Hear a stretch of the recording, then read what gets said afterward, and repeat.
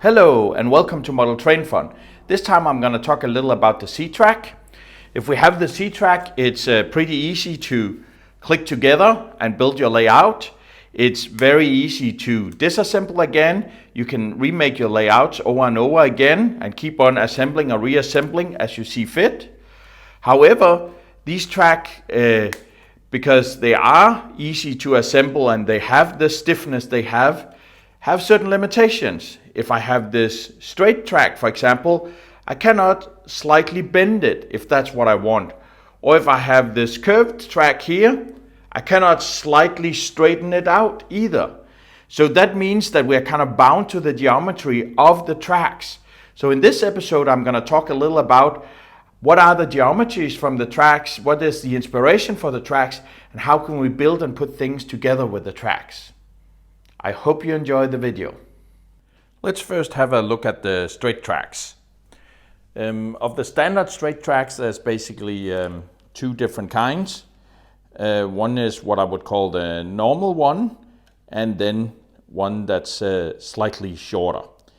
If we look at the normal one, this one is called 24188. 24 actually means it's a track, and 188 actually means it's 18.8 centimeters long or 188 millimeters long. If we look at the other one here, that's a 24172, which means it's 17.2 millimeters long. If we look at the standard curved track, that's this one here. I got two of them here. This one is a 24130. 24 stands for track, 1 for radius 1, and 30, which is 30, actually stands for 30 degrees. So that also means that we get to know a little about the geometry. If we put 3 of these together, you will actually have a quarter of a curve. We can continue on and we can add another 3. And then we have half a curve. So in this fashion, there will actually be 12 for a full curve. So this is what's called radius 1, which also implies as a radius 2. So I have a half assembled one here. Here we have the radius 2. In the same fashion as the radius 1, it consists of 30 degree pieces. They're called 24230. So 24 for tracks, 2 for radius 2, and 30 for 30 degrees. And we can continue. So now I'm going to find an even bigger one here. Okay, so this is radius 3. Radius 3 actually is even bigger again, or has a larger radius. For the radius 3, they are called 24330, which again 24 for track, 3 for radius 3, and 30 for 30 degrees. Now if we look at them, they are all actually with the same distance. So in the Märklin C-track range, the radius 1, 2, 3 have the same distance in between them. Now let's look at the standard turnouts of the Märklin C-track. The first one we have here is the 24611. Which is basically, if we turn it this way, it's a left turnout, so it actually makes a siding to the left. We have the 24612, which is a right turnout and makes a siding to the right. Now, how come they look like they do? Well, if we compare with the standard track, the 24188, we can actually see it has the same length as the 24188. If we have two of the same turnout, in this case the left turnout, the 24611, we can actually get from one parallel track to the other. So I basically just connect them together, and then you can see now you can in essence come from one parallel track to the other.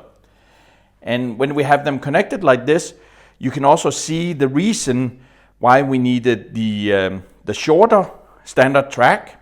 So if I here have the 24188, which is the longer standard track, it actually fits with the length of the side of the turnout.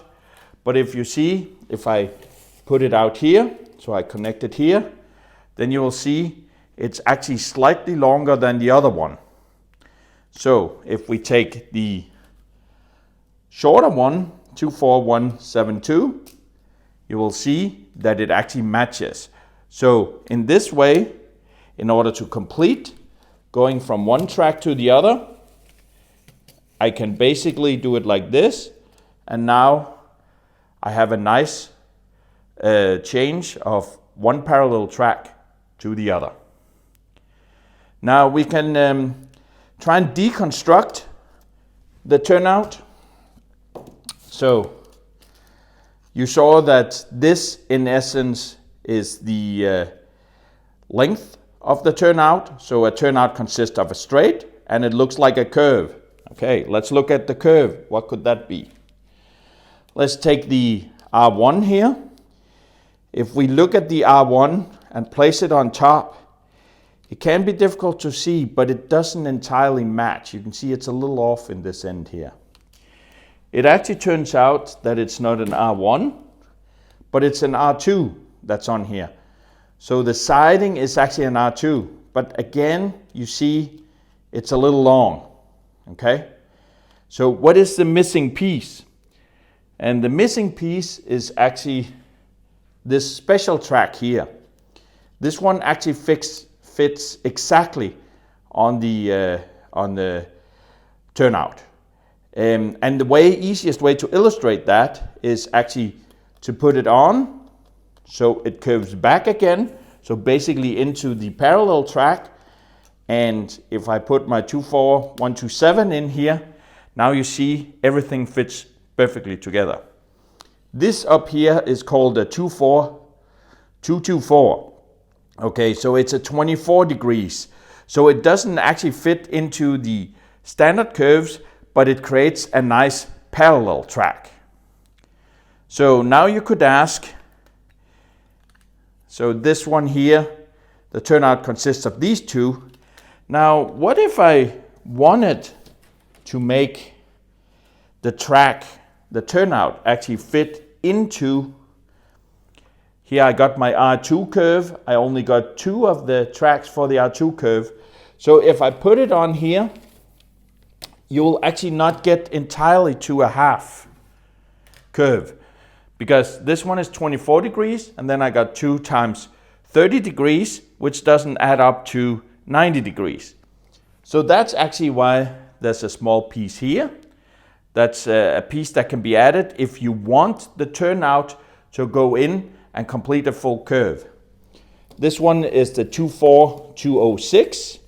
So we can add that one here, and we can click that one on. And now actually the turnout, including the 24206 and the two R2 tracks, so the 24230, actually complete half a circle. So when the Märklin engineers designed the track, they really thought about how everything fits together. So I'll go back and make my parallel track again, here with the 24224. We get our parallel track, and you see the distance we have here. If I take the standard curve for R1, I take the standard curve for R2, I put it in, then you will actually see the distance down here between parallel tracks is kept all the way through the curve and all the way up to the other end. So in this way, our turnouts the way they make parallel tracks, the way we can shift between parallel tracks. And remember, I had the 24224 here. I could replace that. I could put a turnout in instead. And I still got the same distance, and I got the same distance between the tracks all the way, right?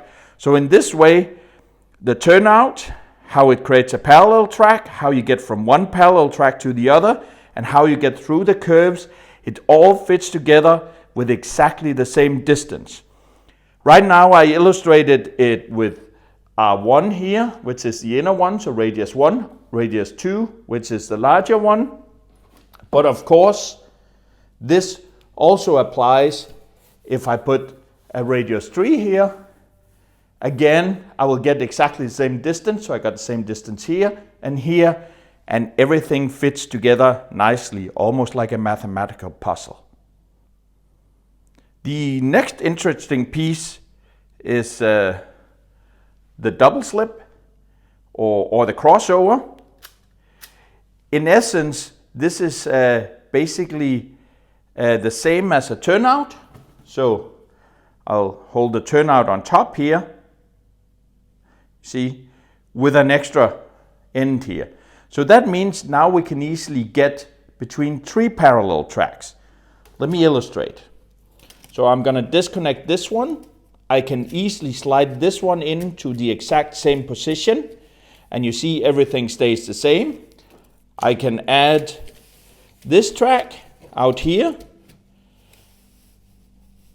and I still got everything in the same position. Now remember, in order to match the track that's here, I need one of the shorter ones, okay? Because I have to match the curve here to get into a parallel track. Now again, it continued here and into a curve, and here you can see I will need another short one to match the parallel track. And this way I can complete the 3 parallel tracks going on here. And do remember, if I take the longer straight and match it up with a turnout, it matches with that, which also means that when I'm in my double slip, it actually fits with 2 of the longer tracks, so the 24188 on either side. And of course you can place the crossover here any place you want. So now I got something where I easily can get between 3 tracks. I can have the 3 tracks actually turn as well and follow everything the same distance, everything nicely fitting together. I mentioned here the 24620, which is the one I have, which is actually an older one. I looked at the website. It seems like there's only a 24624 nowadays.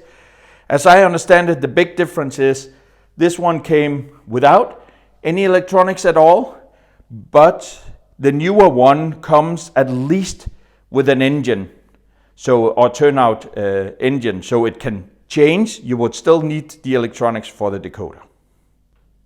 So now we have turnouts that create parallel tracks, and we have curves.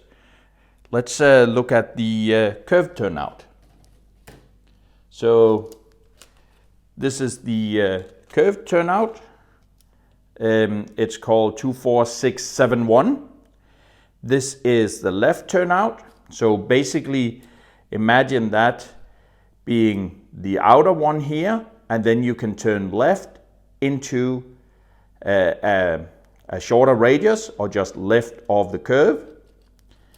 In the same fashion, we have a 24672, which will be a right turnout going from this radius out here into this one. If you look at these, they are a little interesting. You see it's kind of straight here and then a curve, right? However, everything fits together. So let me illustrate. I'm going to remove the R2 curve here. I'm going to remove the R1. I'm going to remove one of the R1s here. And then I'm going to attach the curved to this one here. So this is in essence means now I get half a curve. I'm gonna take two other R1s and then I can add it to this curve.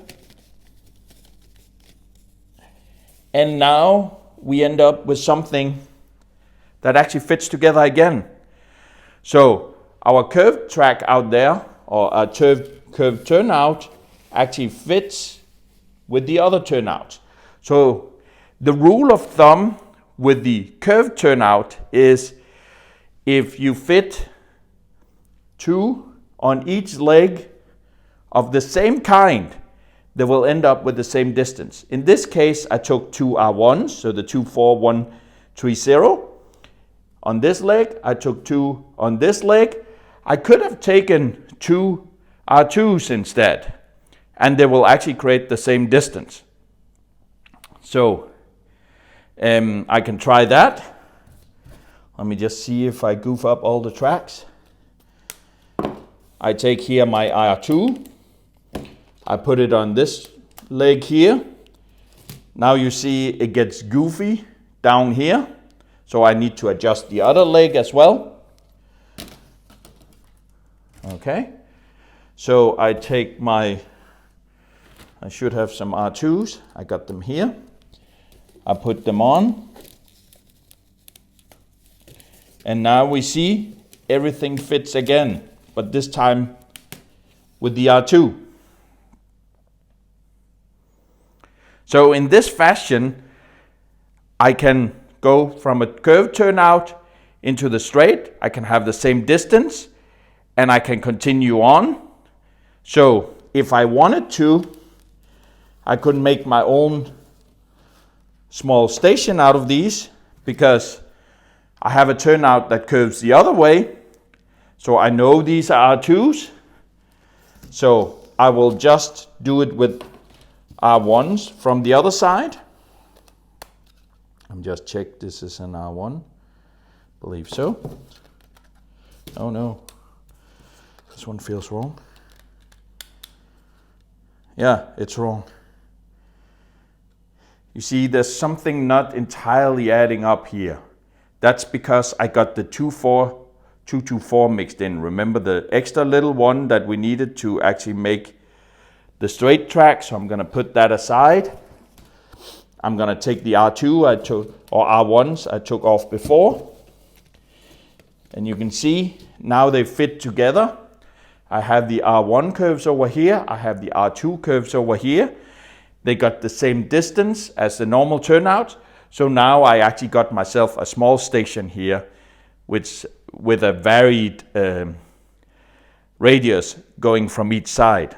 Now let's try and deconstruct the curved turnout.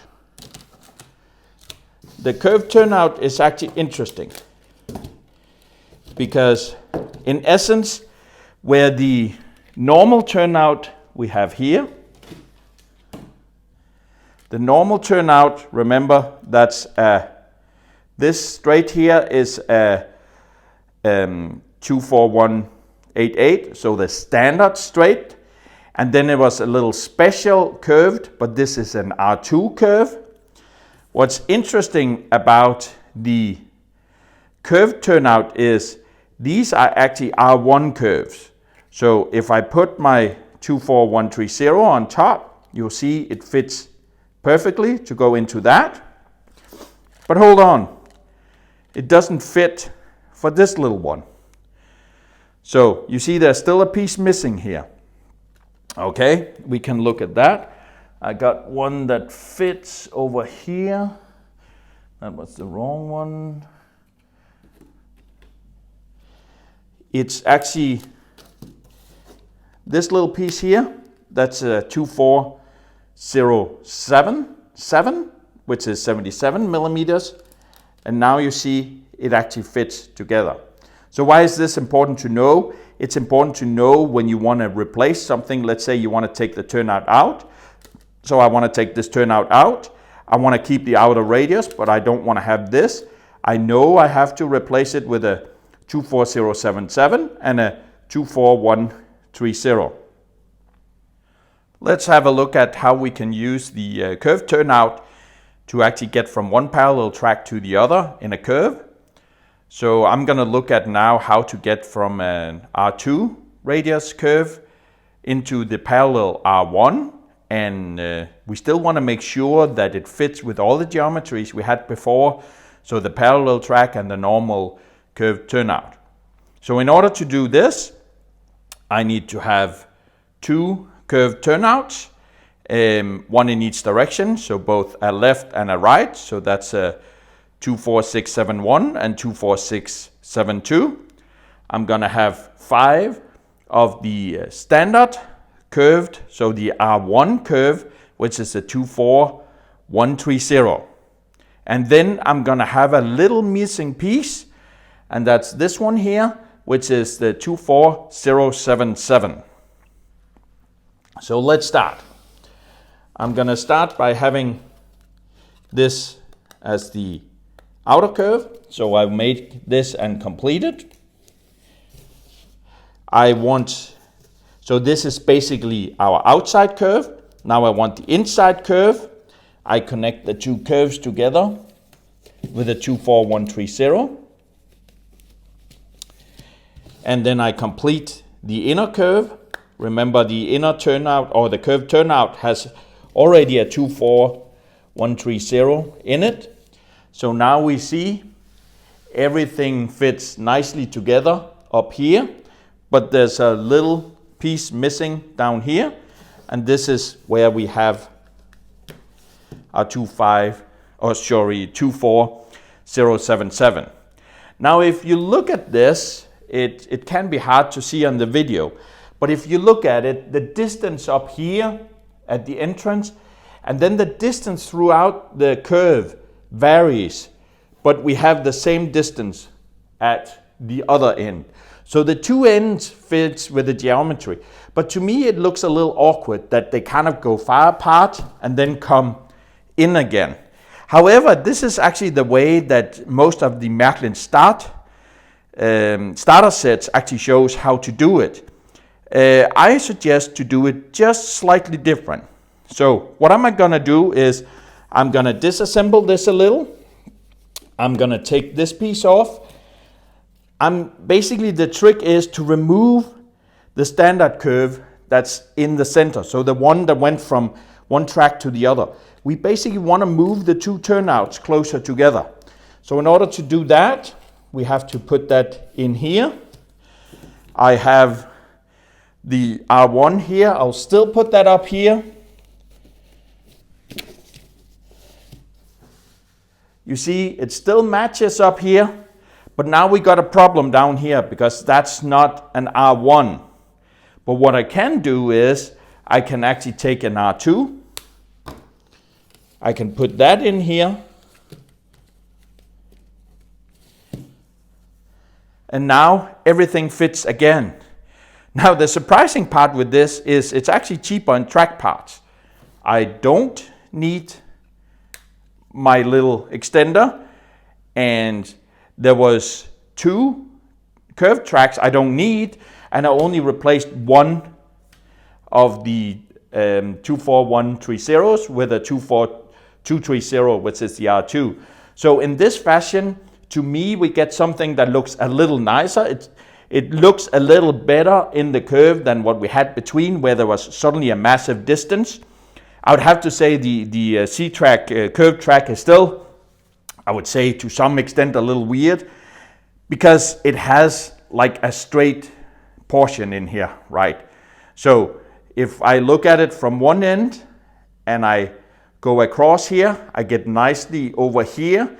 Then I kind of get a little straight here because that's part of the turnout before I go into the exit here, right?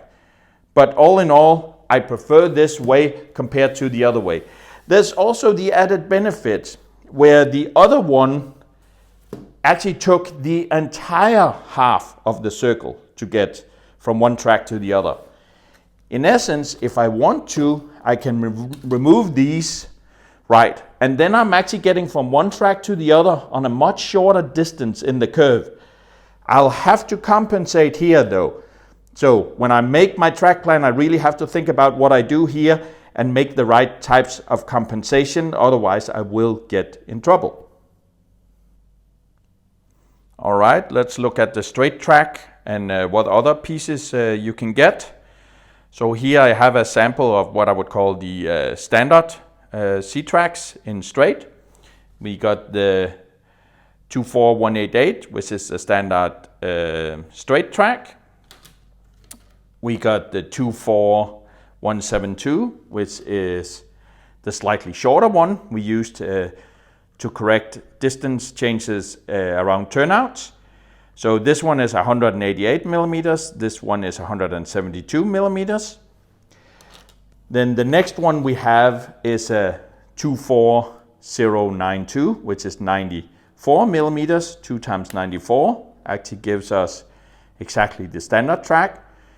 So in this way we can take the standard, we can break it apart into 2 smaller pieces and make corrections that way. Now, what do we do with the 24172? Well, the 24712 is actually the 24094 we had, plus the 24077.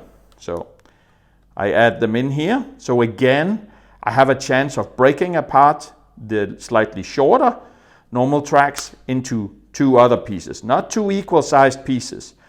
But this also shows you how important the 24077 is. You actually use that a lot of times. The 24094, which is half the normal track, is also commonly used. If we move into some little more interesting parts, this is a 24071, so that's 71 millimeters contrary. So it's slightly slightly shorter than the 24077. And this one is actually used for a different kind of turnouts I'm not showing. So you rarely use that one. Another one I sometimes use is the 24064, which is 64 millimeters. So that's another short one that can be corrected. So if we take the last 3 next to each others, you can see we can make slightly differences in distance by just utilizing these 3. And don't forget, we actually do have the 4th. I don't think I can hold them next to each other. Well, maybe I can. So you see, this one is slightly shorter than this one, which is slightly shorter than this one, which is slightly shorter than this one. So all in all, we got a full set of pieces of tracks where we can do many things. Not all, but many. And finally, we got a bumper as well. So the bumper, it's not necessarily important, but it's actually more or less equivalent to the 24077, though with a little at the end here, right? Why is that not important? Because all the other tracks you have to match something in both ends. This one you don't, you just put it at the end of something to make sure that the train doesn't drive off the track, right? So it doesn't matter too much what the length of that one is. Let's look at the 3 different radius of curved tracks as well. So we got R1, R2, R3, and remember they all nicely fit, so they give us the same distance. If we look at it, there's also some smaller pieces that we can use. So if we look at the R1, that's this one here. So that's the R1. It actually has one that's half the size. So if I take 2 of those, I get half the size. So where this one is 30 degrees, so it's a 24130. The ones that are half are a 241, remember, for the radius 1, and then 15. So it's basically 15 degrees, these ones. Now the R1s come in an even smaller edition. So we have the 24115. It can again be half. So that's in a 24107. It's actually 7.5, but it doesn't fit with the numbering scheme, right? So, and you can see that one actually fits there. So on the R1 side, I can basically go from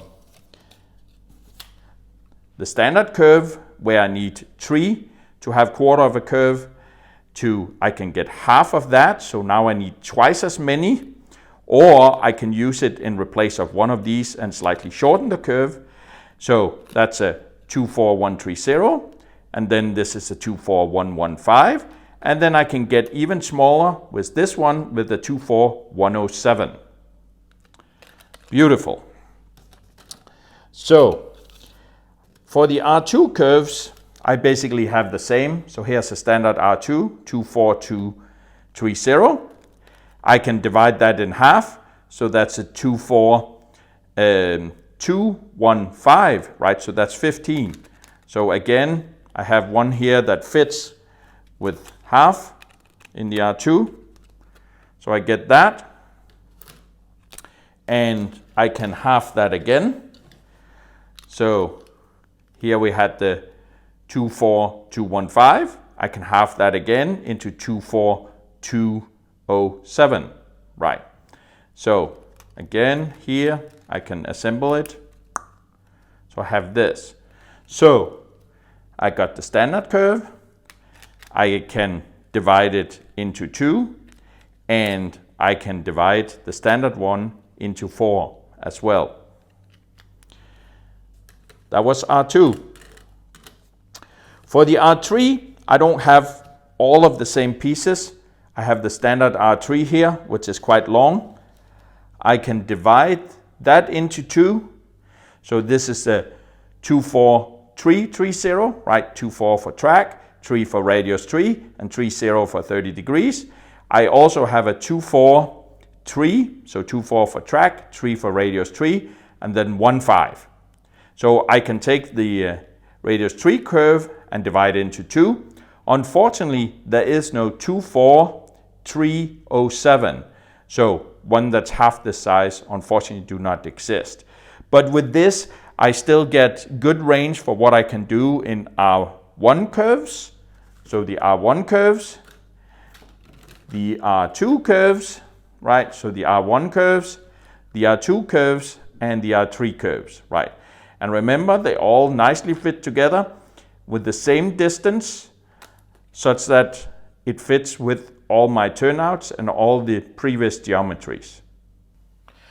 That was a little about the C-track geometry. However, I haven't told you about all the tracks. I've just told you about the most common.